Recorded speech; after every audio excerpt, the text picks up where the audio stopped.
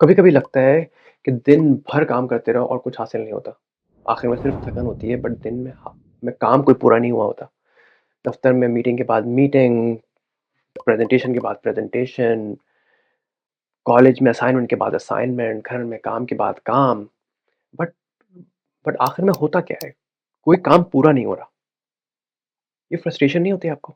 तो आज बात करते हैं एक सिंपल सी टेक्निक के बारे में, जिसमें आप थकन से बच सकते हैं और अपने काम भी पूरे कर सकते हैं। इस टेक्निक को कहते हैं पोमोडोरो टेक्निक। एक इटालियन बंदा है जिसने ये पोमोडोरो टेक्निक बनाई थी टमाटरों को देख के, ठीक है? ये टेक्निक सिंपली आपके काम को छोटे-छोटे हिस्सों में बाँटती है और आपको बीच में थोड़े-थोड़े आराम का वक़्त भी देती है, ताकि आप काम भी पूरा कर सकें, फ़ोकस कर सकें काम के ऊपर और आप बीच-बीच में अपने ब्रेक्स ले सकें ताकि आपकी बॉडी बर्नआउट ना हो।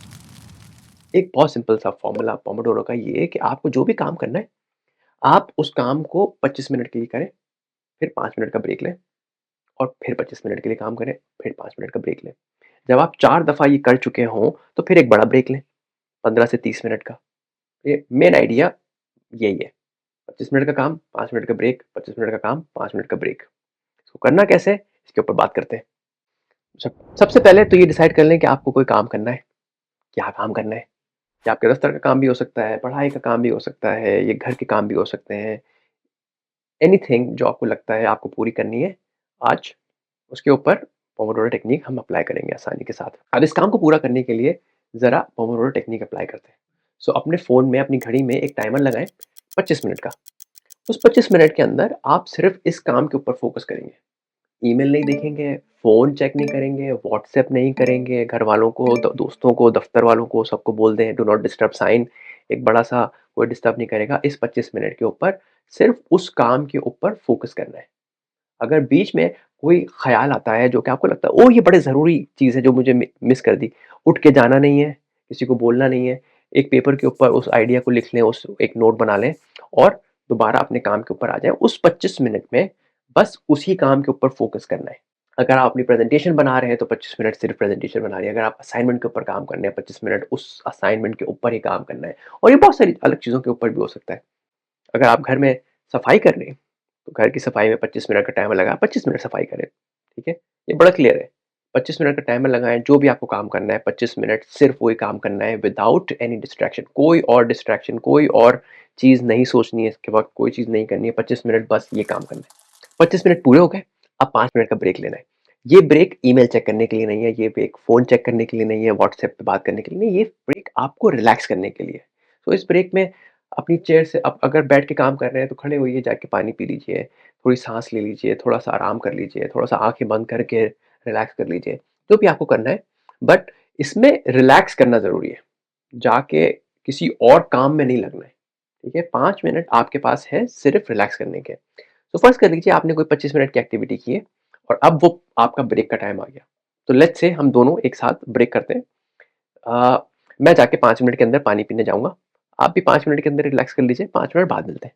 अच्छा, अब जो भी काम कर रहे हैं, ये पा 25 मिनट काम और 5 मिनट का ब्रेक जो है, ये आपने 4 दफ़ा दोहराना है। आपने 25 मिनट काम किया, फिर 5 मिनट का ब्रेक लिया, फिर 25 मिनट काम किया, फिर 5 मिनट का ब्रेक, फिर 25 मिनट काम, फिर 5 मिनट का ब्रेक, फिर 25 मिनट काम, फिर 5 मिनट का ब्रेक। जब आप ये 4 दफ़ा कर चुके हो, तो अब आपको एहसास होता है कि अच्छा जी, अब मेरा बड़ा ब्रेक है। अब जो चौथा ब्रेक है वो 5 मिनट का ब्रेक नहीं है, वो चौथा ब्रेक है 15 से 15 मिनट से आधा घंटे का ब्रेक। क्योंकि अब ये बड़ा ब्रेक है, इसमें आपको कुछ खाना है, आप कुछ खा लीजिए, आपको बाहर वॉक पे जाना है, रनिंग करनी है, थोड़ी एक्सरसाइज करनी है, वो कर लीजिए। ये आपका एक बड़ा ब्रेक है बिकॉज़ आपने एक बहुत सारा टाइम अब लगा दिया है अपने काम के ऊपर। So you deserve it. So अब वो एक बड़ा ब्रेक ले लीजिए। अच्छा, अब हुआ क्या इस दौरान ये हुआ कि आपने 25 मिनट काम किया और आपने 5 मिनट का ब्रेक लिया टू रिलैक्स योरसेल्फ। ये 5 मिनट एक तो आपको पिछले 25 मिनट के काम से रिलैक्स भी कर रहा है और अगले 25 मिनट के लिए तैयार भी कर रहा है, right? And then you do it again and then you do it again और फिर आपके पास एक बड़ा ब्रेक आता है, जो कि आप एक बड़ा ब्रेक करते हैं। उसके बाद you can decide to do another pomodoro. फिर एक दफ़ा और वही साइकिल शुरू कर दें, 25 मिनट का काम, 5 मिनट का ब्रेक, 25 मिनट का काम, 5 मिनट का ब्रेक। सो आप दिन में 6 7-8 पोमोडोरोस कर सकते हैं। इससे फ़ायदा ये होगा कि आप बीच-बीच में अपने आप को काम के बीच में अपने आप को टाइम दे रहे हैं कि आप रिलैक्स कर सकें, थोड़ा-सा ब्रीथर ले सकें, थोड़ा-सा साँस ले सकें, थोड़ा-सा सुकून भी हो, ऐसा ना हो कि आप लगातार एक के बाद एक के बाद एक काम किए जा रहे हैं और बीच में आपकी बॉडी को सुकून नहीं मिल रहा, बीच में आपकी बॉडी को टाइम नहीं मिल रहा ब्रीदर का। उससे थकन होती है, उससे बर्नआउट भी होता है, उससे आपको ये भी एहसास होता है कि आप फ़ोकस नहीं कर पा रहे बिकॉज़ एक चीज़ आ रही है, उसके बाद दूसरी चीज़ आ रही है, उसके बाद तीसरी चीज़ आ रही है, उसके बाद चौथी चीज़ आ रही है, ठीक है? सो ना आप पहली चीज़ पूरी कर पाएँ, ना दूसरी चीज़ पूरी कर पाएँ, फिर आपको तीसरी चीज़ पे जाना पड़ गया, फिर तीसरी चीज़ आई तो चौथी चीज़ आ गई। पर आप फ़ोकस उस एक चीज़ के ऊपर नहीं कर पाए कि मैं उस एक चीज़ के ऊपर फ़ोकस करके उसको ख़त्म करूँ, उसको पूरा वक़्त दूँ, फिर अपने लिए भी टाइम निकालूँ, थोड़ा-सा ब्रीदर लूँ और फिर दोबारा किसी चीज़ पे जाऊँ। तो इसमें फ़ायदा होता है पोमोडोरो टेक्नीक में कि आप काम भी पूरा कर पाते हैं और आप ब्रेक भी ले पाते हैं। अब इसको ज़िंदगी में प्रैक्टिकली इस्तेमाल कैसे कर सकते हैं?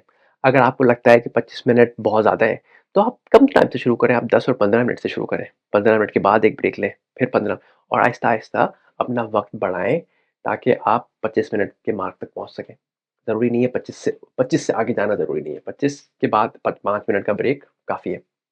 बट अगर 25 मिनट आपको शुरू में फ़ोकस करने के लिए बहुत ज़्यादा लगते हैं, तो आप 15 मिनट से शुरू करें और आहिस्ता-आहिस्ता अपना वक़्त बढ़ाएँ। तो पोमोडोरो टेक्नीक आपको ज़िंदगी में क्या बताती है? वो बताती है कि एक तो आप अपने काम को छोटे-छोटे हिस्सों में तब बाँट लें और अ, फ़ोकस करें अपने काम के ऊपर ताकि उस 25 मिनट के दौरान आप फ़ोकस रख पाएँ। दूसरा, आप अपने आप को थकन से बचा रहे हैं क्योंकि आप काम के बीच में खुद को रिलैक्सेशन का टाइम दे रहे हैं। तो उम्मीद करता हूँ कि ये टेक्नीक, ये तरीका आपके काम को बेहतर भी बनाएगा और आप अपना ख़्याल भी रखेंगे।